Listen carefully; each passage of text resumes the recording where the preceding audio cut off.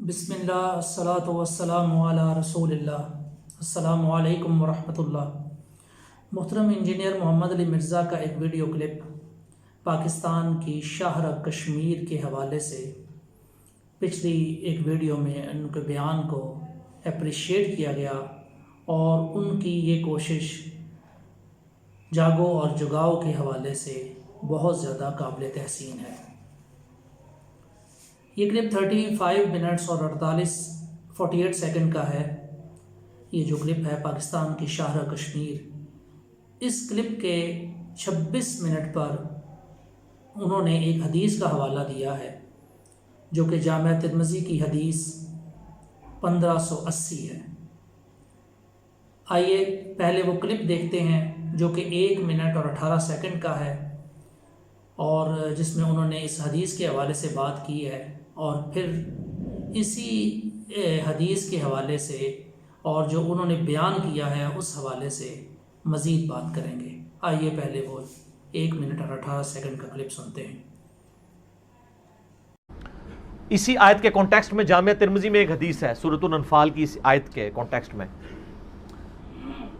کہ حضرت امیر معاویہ رضی اللہ تعالیٰ عنہ کے یعنی دور ملوکیت کے اندر رومن امپائر کے ساتھ مسلمانوں کا ایک معاہدہ چل رہا تھا۔ اس معاہدے کی مدت مکمل ہونے والی تھی، اس سے پہلے حضرت معاویہ نے فوج بارڈر پہ جا کے بٹھا دی کہ مثلاً کل کی ڈیٹ میں یہ معاہدہ ختم ہوگا تو ہم اچانک رومن امپائر پہ حملہ کر کے تو ان کے علاقہ چھین لیں گے۔ اچھا، کیونکہ ہم پھر آفیشلی جوڈیشری کی لینگویج میں بھی ٹھیک کر رہے ہوں گے، جی فلاں تاریخ کو معاہدہ ختم ہوا ہے تو اس کے بعد ہی ہم نے حملہ کیا ہے۔ لیکن یہ ایک طرح کا دھوکہ بھی تھا۔ جب یہ معاملہ ہوا تو عین اس وقت میں ایک صحابی وہاں کھڑے ہوئے اور انہوں نے حضرت امیر معاویہ کو للکار دیا۔ انہوں نے کہا رسول اللہ صلی اللہ علیہ وسلم نے ہمیں منع کیا ہے، قرآن میں منع ہوا ہے کہ جب قوم کے ساتھ معاہدہ ہے تو اعلانیہ معاہدہ توڑنا ہوگا۔ ان بیچاروں کو وہ تو یہ ایکسپیکٹ کر رہے ہوں گے کہ اب یہ معاہدہ رینیو ہوگا، تم ان پہ حملہ کر رہے ہو، تو حملہ کرنا ہے تو پہلے ڈکلیئر کرو کہ فلاں تاریخ کو معاہدہ ختم ہو رہا ہے، اس کے بعد جنگ کی تیاری کر لو۔ میدان جنگ میں بھی انہوں نے انصاف کا دامن نہیں جانے دیا، اور انہوں نے جب یہ آواز بلند کی تو باقی ساتھیوں نے بھی ان کی گواہی دی، حضرت معاویہ کو اپنا ڈیسیژن واپس لینا پڑا۔ دور ملوکیت کے حوالے سے آپ سب سے بھی اور ہمارے محترم سے بھی یہ سوال ہے کہ خلافت عثمانیہ کو خلافت عثمانیہ کیوں کہا جاتا ہے؟ اس کو ملوکیت عثمانیہ کیوں نہیں کہا جاتا؟ اور اگر 20ویں صدی میں مسلمانوں کی حکومت خلافت کہلا سکتی ہے تو پھر اس خلافت سے پہلے کی حکومتیں خلافت کیوں نہیں کہلا سکتی؟ اسی حوالے سے چند ایک حدیث کے ریفرنسز پہلے بھی کئی ویڈیوز میں آئے ہیں اور یہاں پر بھی میں ان کو بطور ریڈی ریفرنس دے دیتا ہوں۔ یہ حدیث اسلام 360 میں پڑھی جا سکتی ہیں۔ صحیح مسلم 4773، صحیح مسلم 4773، سلسلۃ الصحیحہ اسلام 360 کے مطابق جو ان کے ریفرنس ہیں 1747، 1764 اور 1794، یہ اس حوالے سے دیکھی جا سکتی ہیں۔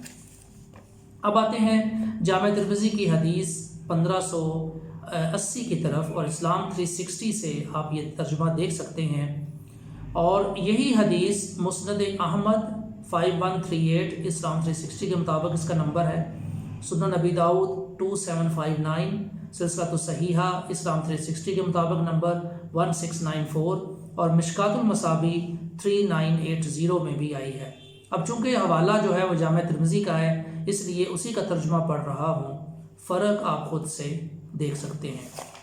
یہ ترجمہ اسلام 360 سے ہے، وہاں سے میں پڑھ رہا ہوں۔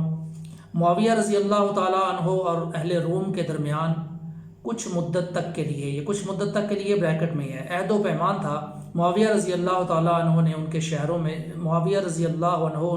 میں جاتے تھے تاکہ جب عہد کی مدت تمام ہو تو ان پر حملہ کر دیں۔ اچانک ایک آدمی کو اپنی سواری یا گھوڑے پر اللہ اکبر، تمہاری طرف سے ایفائے عہد ہونا چاہیے نہ کہ بد عہدی کہتے ہوئے دیکھا۔ وہ عمر بن عبسہ رضی اللہ تعالیٰ عنہ تھے۔ تو معاویہ رضی اللہ تعالیٰ عنہ نے ان سے اس بارے میں پوچھا تو انہوں نے کہا کہ میں نے رسول اللہ صلی اللہ علیہ وآلہ وسلم کو فرماتے سنا ہے، جس آدمی کے اور کسی قوم کے درمیان عہد و پیما ہو تو جب تک اس کی مدت ختم نہ ہو جائے یا اس عہد کو ان تک برابری کے ساتھ واپس نہ کر دے، ہرگز عہد نہ توڑے اور نہ نیا عہد کرے۔ معاویہ رضی اللہ عنہ لوگوں کو لے کر واپس لوٹ آئے، اور یہی مضمون تقریباً باقی جو دوسری احادیث جن کے ریفرنسز میں نے دی ہیں ان میں موجود ہے۔